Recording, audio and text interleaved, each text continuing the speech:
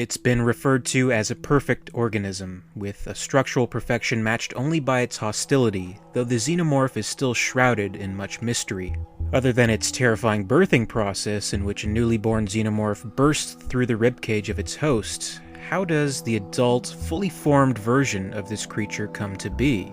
We've seen there's a molting process, of course, in which it grows rapidly and sheds, leaving traces of its smaller self behind. But how does it grow? What, if anything, begins this process? Are the xenomorphs in need of nutrients to help it mature once it separates from its original host? And does it eat to grow and to survive, like a human? And if so, what does it eat? A popular theory when it comes to the eating habits of the xenomorph is that they feed in a way more similar to insects, using their own digestive systems to break down food and consume nutrients in liquid form. The alien is known to adapt remarkably well to whatever environment it happens to occupy, so it could possibly feed on simply whatever is available, whether it be waste, rock materials, or even metals. It's been theorized that the inner jaw of the xenomorph, other than its use for attack purposes, may actually function in a way similar to a fly, where the insect's proboscis emits its own acidic stomach contents onto their potential meal, breaking it down into a liquid form and consuming it through the proboscis.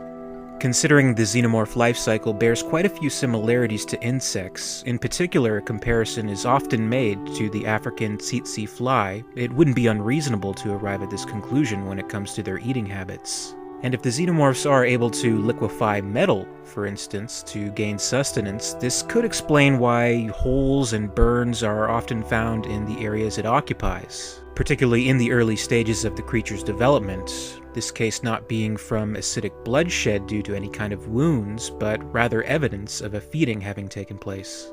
This would, however, raise the question of why, with not one but two sets of sharp teeth, would the xenomorph not be able to consume solid foods? Another theory which holds a little bit more viability from what we've seen in the creature's depictions is that simply the xenomorph is carnivorous. Many have noted moments in Alien 3 which support this theory, where we can see the runner alien clearly biting at and chewing the flesh of a recently killed prisoner in the leadworks.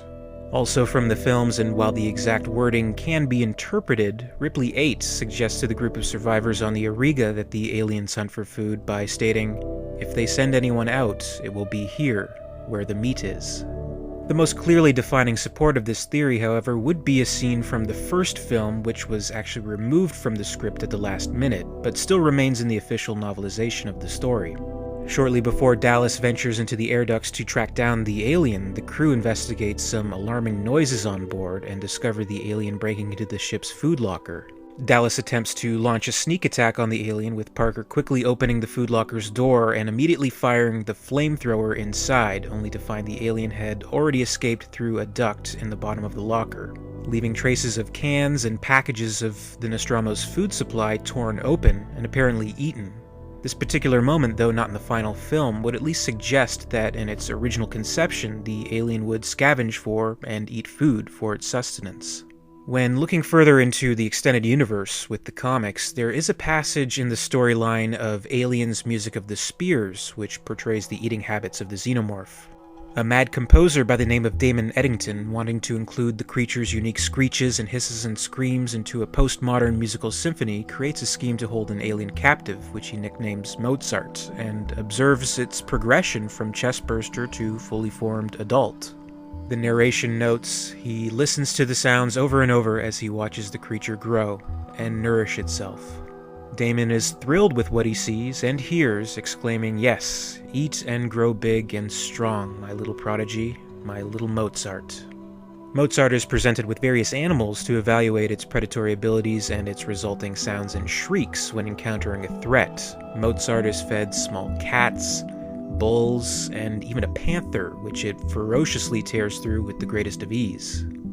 Further evidence from the comics, and perhaps the most detailed, can be found in Alien's Labyrinth through the experiments of Colonel Dr. Church, who studied captive xenomorph specimens, revealing more of their feeding habits. It has been documented in these studies that the xenomorphs apparently have a particular fondness for the taste of pig. In its captivity, a xenomorph has gone for a long period of time without any food or apparent feeding, and as Church observes, it's being starved.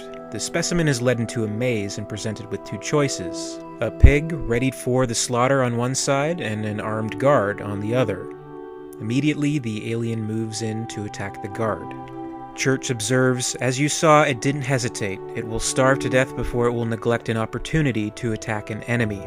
I believe they don't consider themselves as individuals. They fight for their species, not themselves. They cannot be frightened, intimidated, or bribed into not attacking. Pain, fatigue, overwhelming odds, nothing mitigates their aggression." Considering Dr. Church's studies, it would seem that contrary to carnivorous creatures as we know them, hunting, killing, and feeding simply isn't an instinctual priority to the xenomorph, and they would work more in favor to progress the species as a whole by collecting hosts and killing perceived threats. With these priorities intact, a full-grown xenomorph could still survive a lengthy enough time period before starving to death in order to achieve these goals.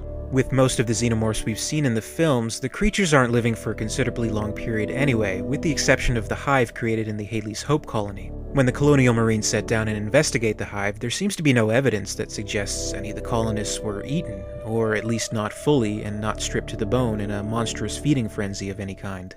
One possibility is that the aliens only fed on the colonists to a very minimal degree, only consuming the bare minimum they need to not starve to death.